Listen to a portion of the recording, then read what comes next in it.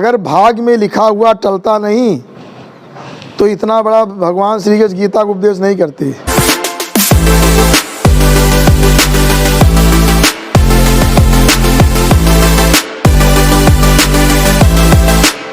नारायण समारंभां श्री शंकराचार्य मध्यमाम् अस्मदाचार्य पर्यन्तां वंदे गुरु परंपराम्। अस्मद्गुरुभ्यो नमः।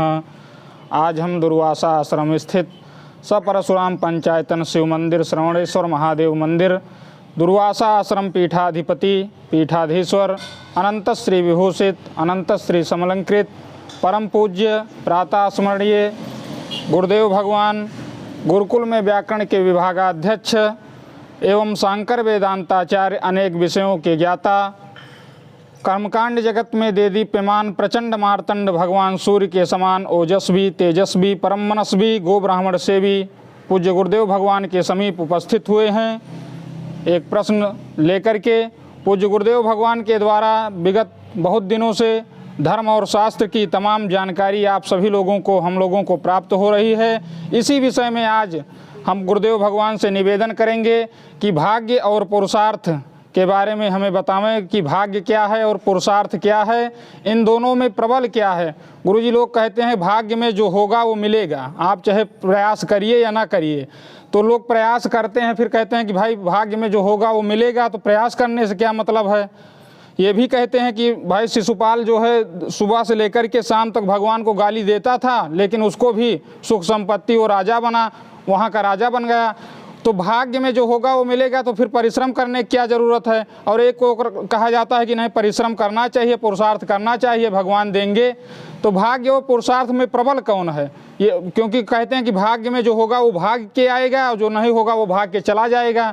तो प्रबल क्या है पुरुषार्थ, क्योंकि बहुत कहा गया कि उद्योगशील रहना चाहिए तभी काम बनेगा। तो भाग्य और पुरुषार्थ में प्रबल कौन है, और पुरुषार्थी होना चाहिए कि भाग्य के भरोसे बैठ करके हमको देखना चाहिए कि जो भाग्य में होगा वो मिलेगा। इसका आप निराकरण करें पूज्य गुरुदेव भगवान। ओम गाड़ी विनायकाभ्याम नमः। श्री जामदग्न्याय परशुरामाय नमः। हाँ, आज जो राहुल शास्त्री के द्वारा एक बहुत ही महत्वपूर्ण प्रश्न हुआ है, इन्होंने ये आप लोग सुने, उन्होंने प्रश्न पूछा है कि भाग्य और पुरुषार्थ में क्या अंतर है, दोनों की क्या उपयोगिता है। तो इस विषय पर मैं बताना चाहता हूँ कि भाग्य और पुरुषार्थ ये दोनों एक रथ के दो पहिया हैं। दोनों की आवश्यकता है और दोनों को महत्व देना चाहिए। एक से कोई काम नहीं चल सकता है कि केवल भाग्य से या पुरुषार्थ को, हम दोनों को मानना होगा। अब ये समझ लिए भाग्य क्या है। भाग्य ये है, भाग्य जो है वो भी कर्म के द्वारा ही उत्पन्न होता है, इसलिए कर्म ही प्रधान होता है। जो हम पूर्व जन्म के कर्म हैं वो कर्म ये भाग्य के रूप में हमारे सामने आते हैं।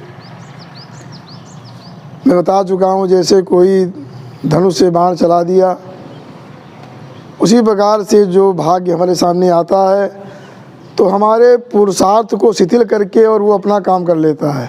हम वहाँ सफल नहीं हो पाते। कभी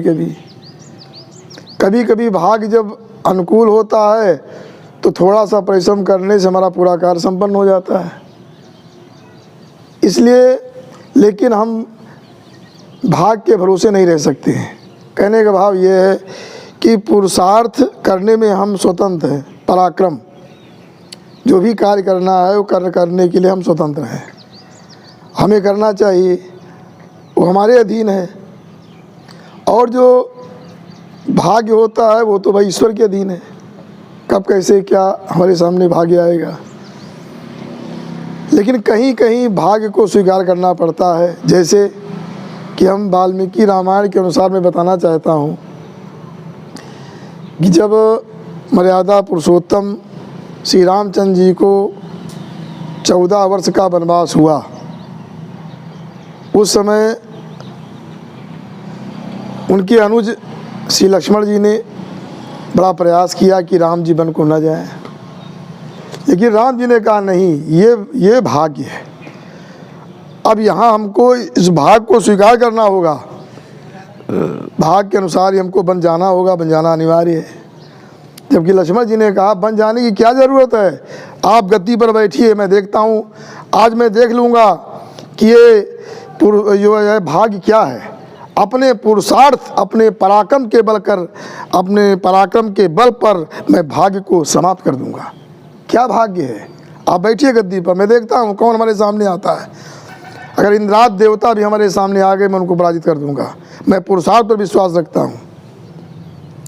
लेकिन उचित भी, लक्ष्मण का कथन भी उचित था कि राम जी ने कहा देखो, ये जब कभी कभी ऐसा भाग्य आ जाता है कि उसे स्वीकार करना पड़ता है। क्यों?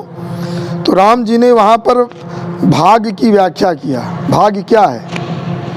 तो मर्यादा पुरुषोत्तम श्री राम जी ने कहा यद चिंत्यम तो तद्दैवम यद कस्मात् प्रवर्तते।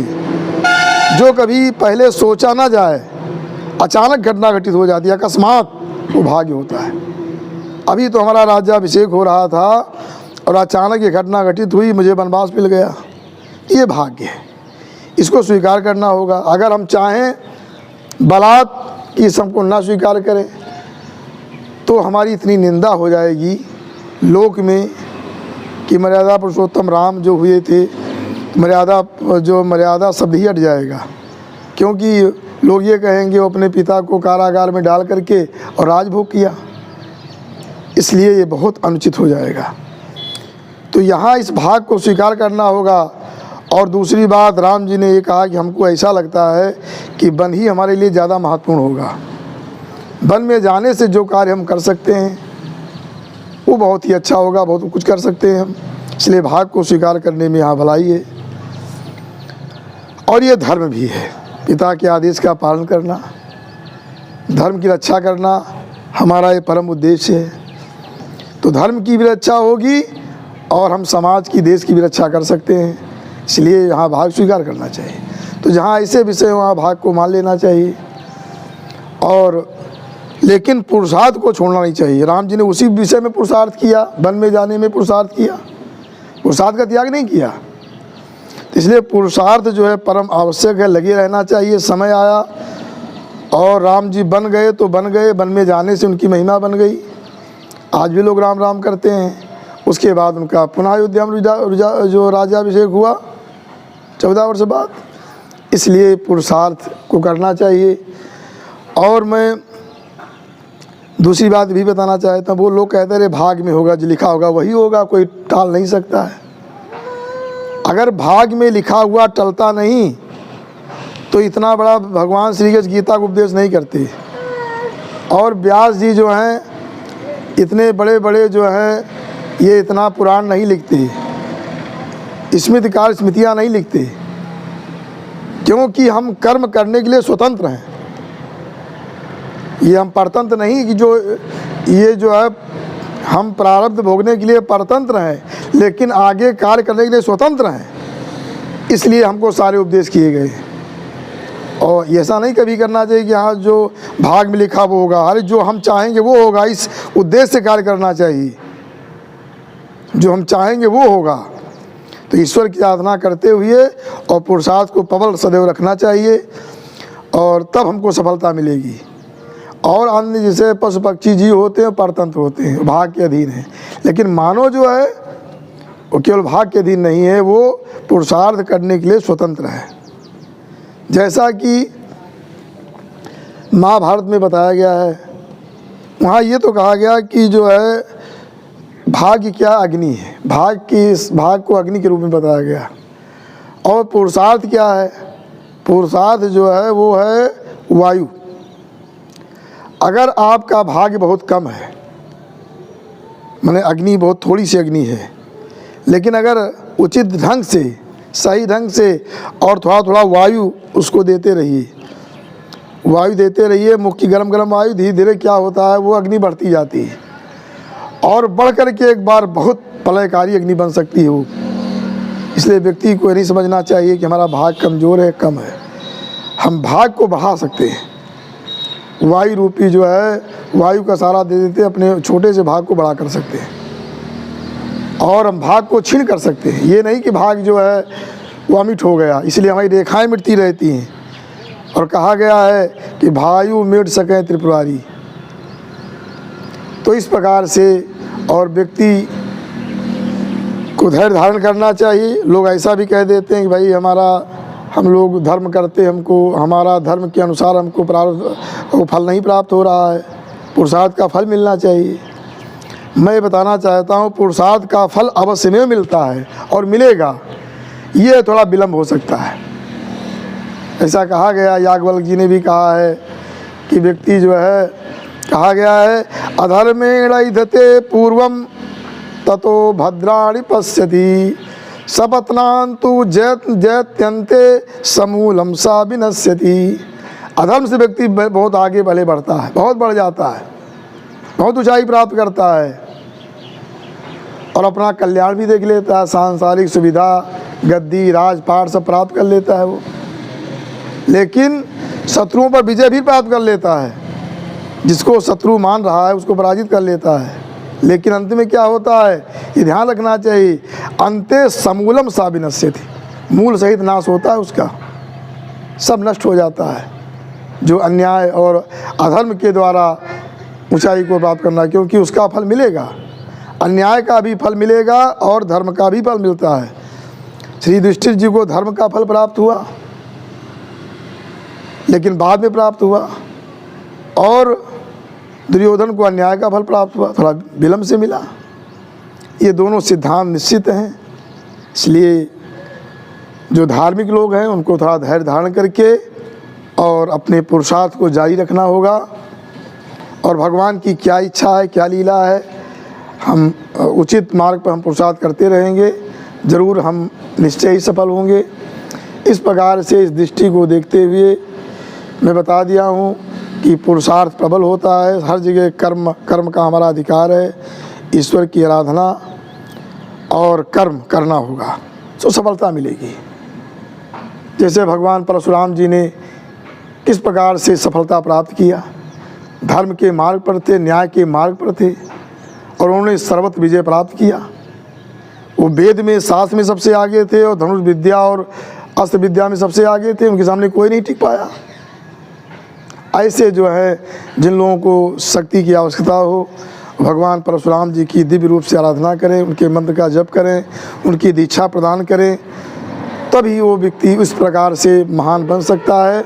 और इससे जो धर्मद्रोही है, जो धर्म विद्रोही हैं, हमारे सनातन धर्म के जो नाशक हैं, उनका नाश कर सकते हैं। स्थितियाँ बदलती जा रही हैं, हम लोग सोच रहे हैं कि ये बहुत सब अच्छा होता जा रहा है, लेकिन ये क्या है, देखिए हमारे में तो राम राज की कल्पना कर रहे हैं, लेकिन क्या है, समलैंगिक कानून है। बताओ राम राज में क्या समलैंगिक कानून था? नहीं था।